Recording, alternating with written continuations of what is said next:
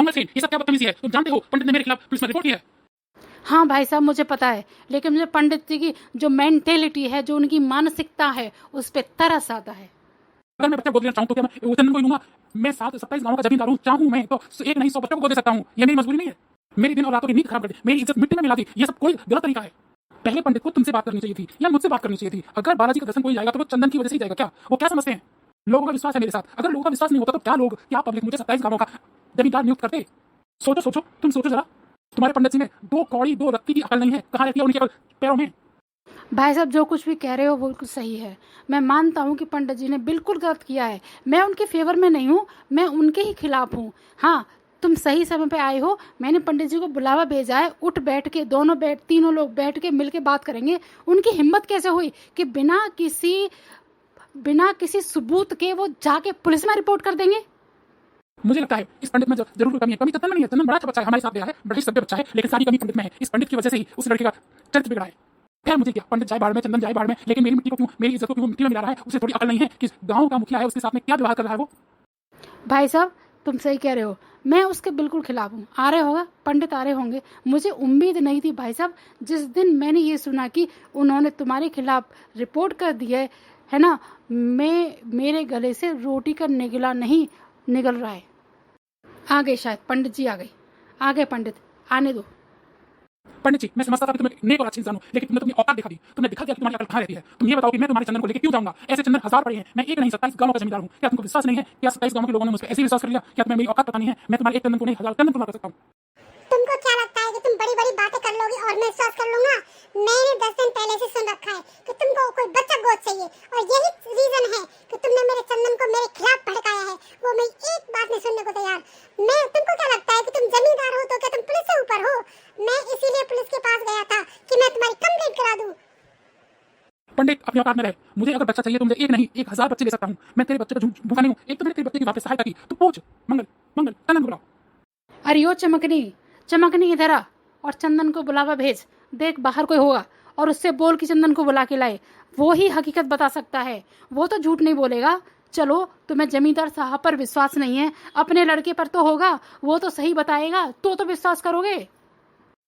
अभी जाती हूँ, जाके देखती हूँ, अगर कोई बाहर होगा तो वो चंदन को बुला के लाएगा।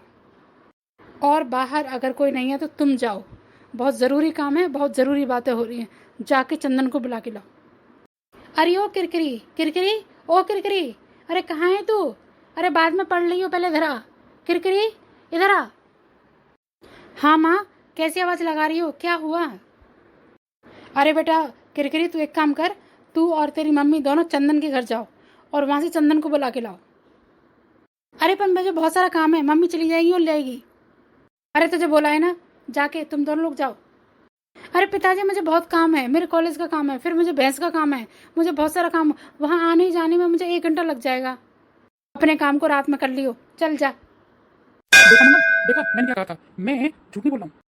हमारे भाई साहब, मुरली भाई साहब, कभी झूठ नहीं बोलते हैं और सबकी सहायता करते हैं। अगर तुमको ये लगता है कि उन्हें मंगल से कुछ चाहिए, वो तो खुद तुम्हें कितना पैसा दे सकते हैं। हमारे भाई साहब बहुत नेक हैं और मैं तुम्हारी बिल्कुल बात नहीं मानूंगा इसमें कि वो चंदन को लेके जा सकते हैं। भाई साहब तो ये कह रहे हैं कि चंदन वहाँ अकेला था। अरे अकेला तो था ही, वो बहुत परेशान था, उसकी जेब कटी है और उसके बाद उसने तो हमें पैसा नहीं था। हमने तो ऐसे पूछ लिया था कि तुम कौन बेटा, कहाँ जा रहे हो, तो उसने बताया कि उसकी जेब कट गई है और फिर हमने उसका आधार कार्ड दिया। तुम बुलाओ उसको, तब पता चलेगा। ऐसे थोड़ी, ऐसे मेरी बातों से थोड़ी। आने को चंदन को। ठीक है, आने दो चंदन को। मैं सिर्फ चंदन पर विश्वास करता हूँ। बच्चा है वो मेरा, जिगर का टुकड़ा है वो मेरा। मैं ऐसे किसी पे विश्वास नहीं कर सकता। भड़काया है लोगों ने उसे। लो, आ गया चंदन। पूछो चंदन से, एक एक सवाल पूछो और एक एक जवाब जानो, और बिना जाने किसी पे आरोप मत लगाओ। जाके जो रिपोर्ट तुमने लिखाई है उसको तुरंत खारिज कराओ। चंदन, जो बात मैं पूछूंगा उसका तुम साफ साफ जवाब दोगे मुझे?